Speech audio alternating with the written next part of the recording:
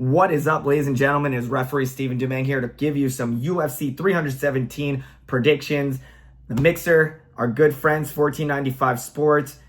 Please give them a like, a follow, an interaction. It's always appreciated. 1495, one of the absolute best.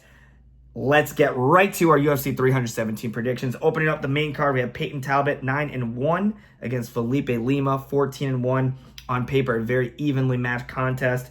I believe they're both the same age.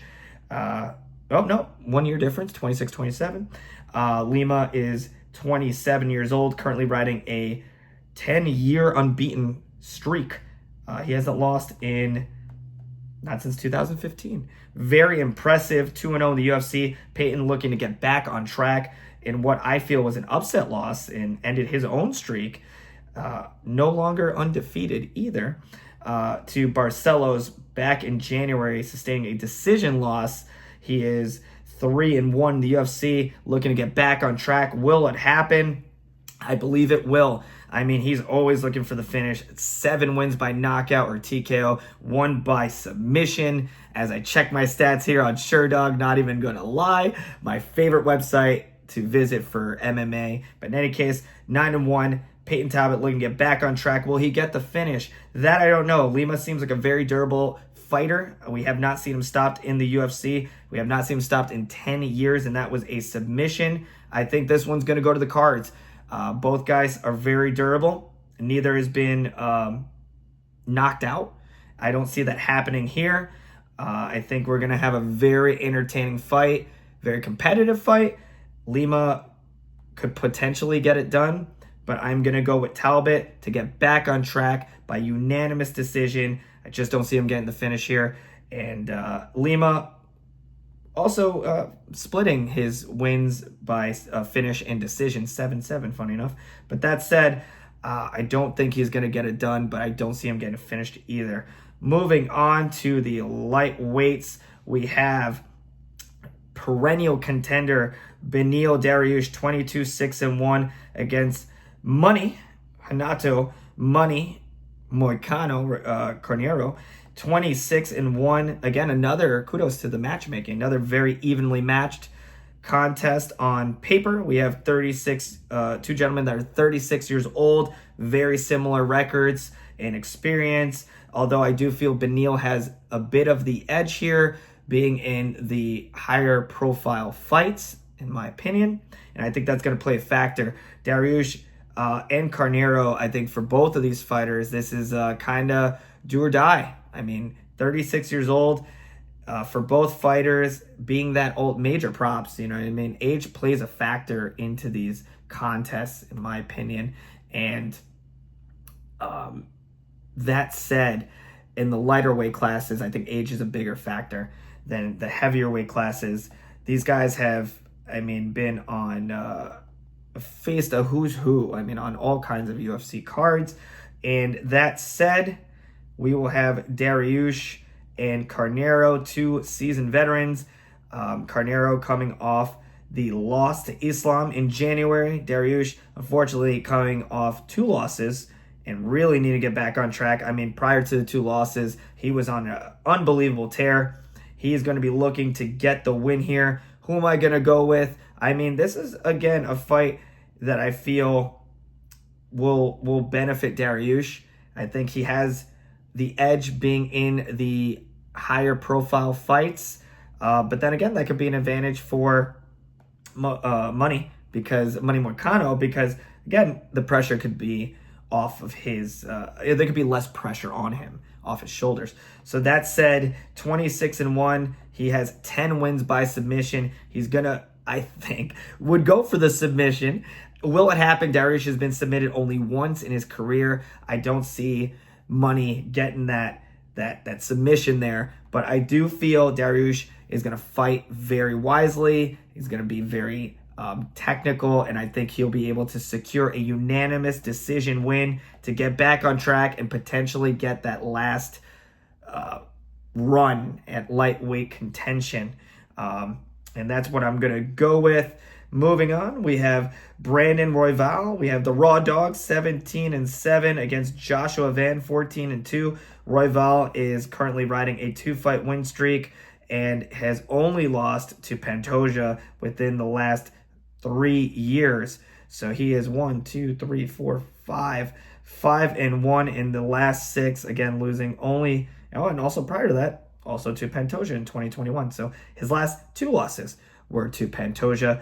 And that said, Joshua Van looking to make some noise, 14-2.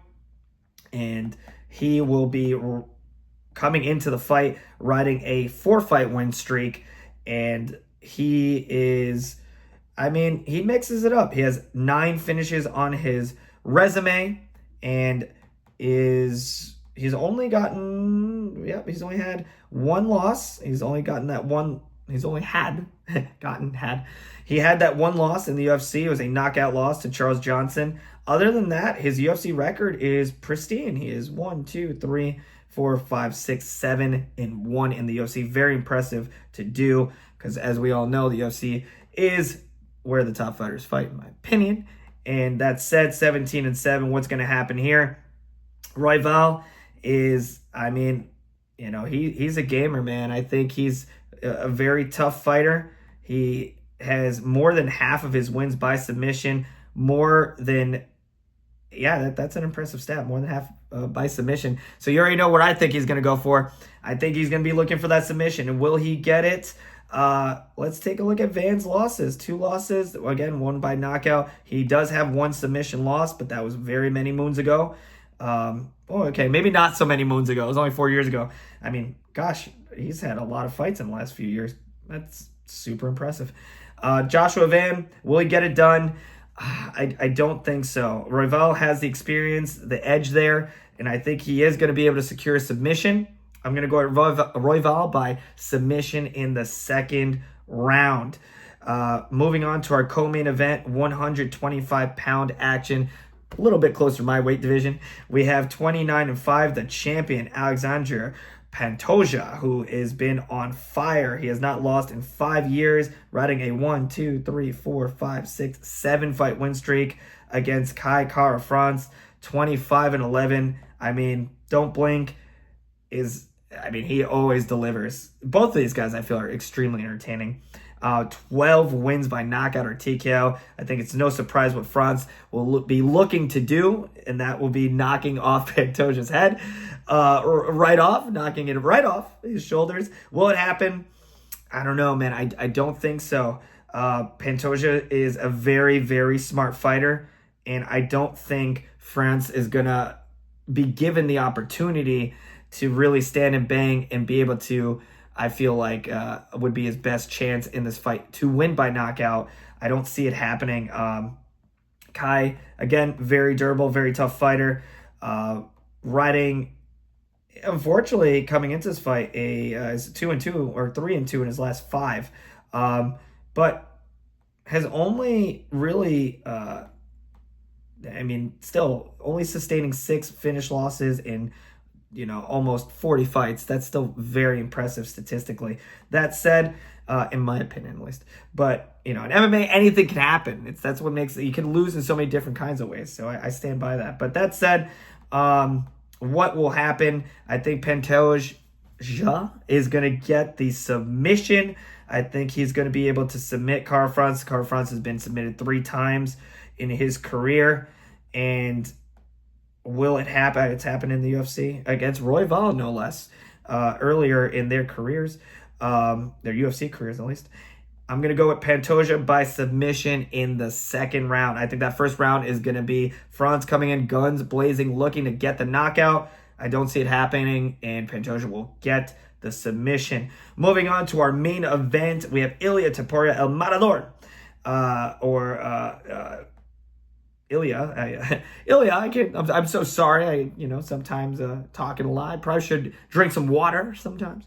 That's it. It's a bit parched. I'm a bit parched here in my apartment. But anywho, Matador 16-0 with more than half of his wins by finish, 50% submission win rate, no less. Undefeated in his career and in the UFC. He has never seen a loss, and I just don't see that happening on Saturday. We have Charles Oliveira, super Charles Oliveira. I mean, he is one of the greatest of all time. 35-10, won no contest. I believe still holds the stat for most finishes in the UFC. I mean, 21 submissions. That's wild. I mean, but he also has 10 knockouts and TKOs. I mean, Charles has really shown how much, or how super, you know what I mean, how much his game has evolved since debuting in the UFC. It's been something really cool to see his evolution as a fighter, and it's been extremely impressive to see him rise to the top. I mean, he has a tall task ahead. I just don't see it happening.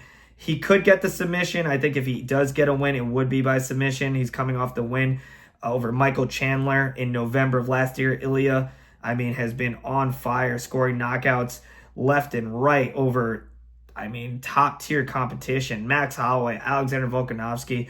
I mean, he knocked out a who's who of people, and I think he will also be adding Charles to the list. I think I'm going to go with Ilia to become the champ, and he will be continue his undefeated streak. 17-0. I think he's going to get the knockout in the second round over Charles Oliveira. Those are my picks. Thank you, as always, for tuning in, ladies and gentlemen, and I hope you enjoy the fights. Till the next one, enjoy.